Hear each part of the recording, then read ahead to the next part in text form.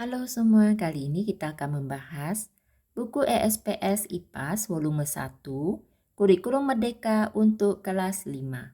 Yang akan kita bahas adalah latihan ulangan bab 4 paket 2, yaitu bagian A dan B yang ada di halaman 127 hingga halaman 129. Kita mulai membahas dari bagian A nomor 1. Proses penyerapan air hujan ke dalam tanah merupakan peristiwa titik-titik. Nomor 1 jawabannya C, infiltrasi. Nomor 2, perhatikan gambar berikut. Proses penguapan yang dilakukan tumbuhan pada bagian daun dikenal sebagai titik-titik. Jawabannya D, transpirasi. Selanjutnya untuk soal nomor 3, uap air akan mengalami titik-titik dan membentuk awan yang akhirnya turun kembali ke bumi pada proses titik-titik. Nomor 3, jawabannya D, kondensasi dan presipitasi. Selanjutnya nomor 4, perhatikan tahapan-tahapan berikut. Yang pertama, uap air mengalami pendinginan. Yang kedua, uap air naik ke atmosfer. Yang ketiga, uap air menjadi partikel kecil yang menempel dan mengumpal. Yang keempat, air menguap. Tahapan yang benar pada proses pembentukan awan adalah titik-titik. Soal nomor 4, jawabannya D. 4, 2, 1, dan 3. Nomor 5 berikut ini adalah faktor utama yang dapat memengaruhi laju evaporasi dari permukaan air, yaitu titik-titik. Jawabannya A, suhu permukaan air, kecepatan angin, dan kelembapan udara. Nomor 6, bagan di bawah ini menunjukkan bagaimana air berubah bentuk ketika panas diberikan atau panas dilepas.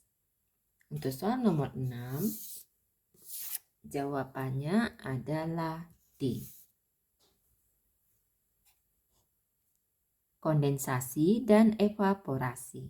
Nomor 7, Wina melakukan eksperimen siklus air dengan memasukkan es batu di gelas dan menempatkannya di meja makan selama beberapa jam. Berikut pernyataan yang tepat tentang perubahan suhu pada es batu yang meleleh. Jawabannya C. Suhu es batu naik, suhu gelas turun, dan suhu udara di sekitar es batu naik. Nomor 8, perhatikan gambar berikut. Asap pabrik seperti pada gambar dapat menyebabkan hujan asam.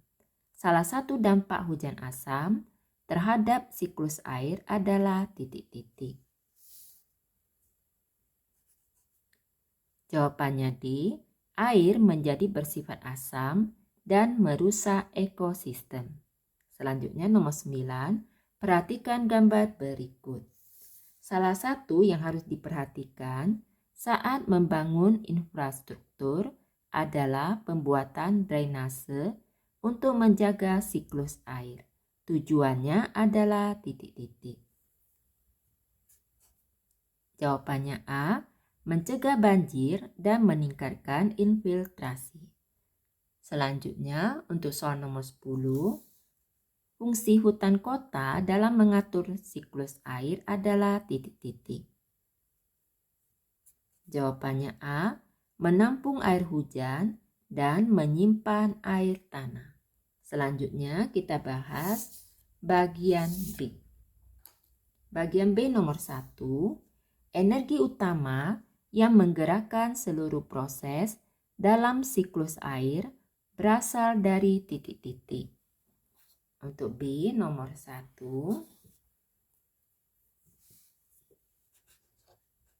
jawabannya matahari. Nomor 2, uap air yang berkumpul di atmosfer dan mengalami kondensasi akan membentuk titik-titik yang kemudian turun ke bumi dalam bentuk hujan atau salju. Nomor 2, membentuk awan.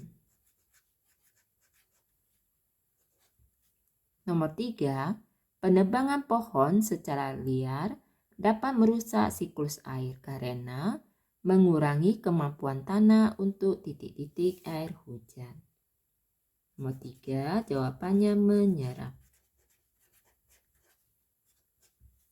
Nomor 4, langkah yang dapat kita lakukan untuk mencegah banjir di perkotaan adalah dengan menanam titik-titik agar air hujan dapat terserap oleh tanah.